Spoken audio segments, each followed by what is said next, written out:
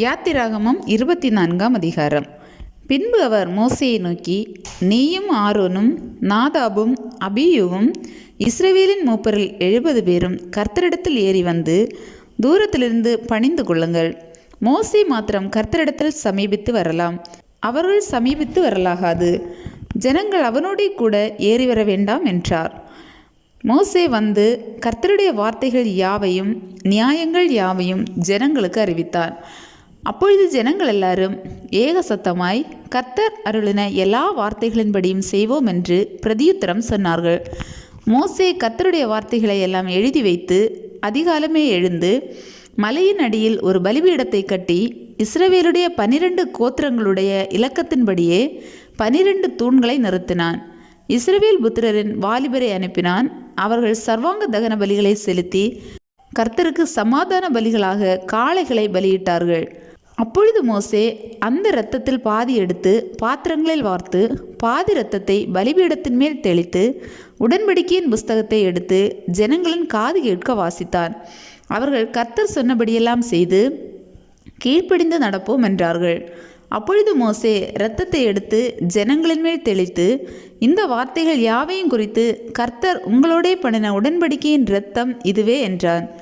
பின்பு மோசேயும் ஆரோனும் நாதாபும் அபியூவும் இஸ்ரவேலுடைய மூப்பரில் 70 பேரும் ஏறிப்போய் இஸ்ரவேலின் தேவனை தரிசித்தார்கள். அவருடைய பாதத்தின் கீழே நீல கல்லிழைத்த வேலைக்கு ஒப்பாகவும் தெளிந்த வானத்தின் பிரபைக்கு ஒப்பாகவும் இருந்தது. அவர் இஸ்ரவேல் புத்திரருடைய அதிபதிகள் மேல் தம்முடைய கையை நீட்டவில்லை. அவர்கள் தேவனை தரிசித்து பின்பு புசித்து குடித்தார்கள்.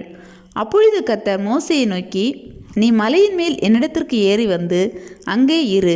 நான் உனக்கு கற்பலகைகளையும் நீ அவர்களுக்கு உபதேசிப்பதற்கு நான் எழுதின நியாயப்பிரமாணத்தையும் கற்பனைகளையும் கொடுப்பேன் என்றார்.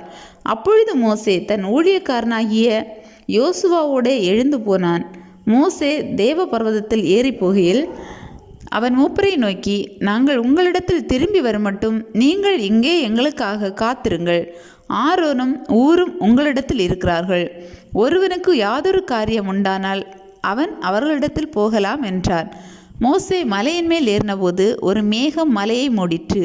கர்த்தருடைய மகிமை சீனாய் மலையின் மேல் தங்கியிருந்தது. மேகம் 6 நாள் அதை மூடியிருந்தது. 7ஆம் நாளில் அவர் மேகத்தின் நடுவிலிருந்து மோசேயை கூப்பிட்டார். மலையின் கொடுமுடியிலே கர்த்தருடைய மகிமையின் காட்சி இஸ்ரவேல் புத்திரருடைய கண்களுக்கு பட்சிக்கிற அக்கினியைப் போல் இருந்தது. மோசே மேகத்தின் நடுவிலே பிரவேசித்து மலையின் மேல் ஏறி இரவும் பகலும் 40 நாள் மலையில் இருந்தான்.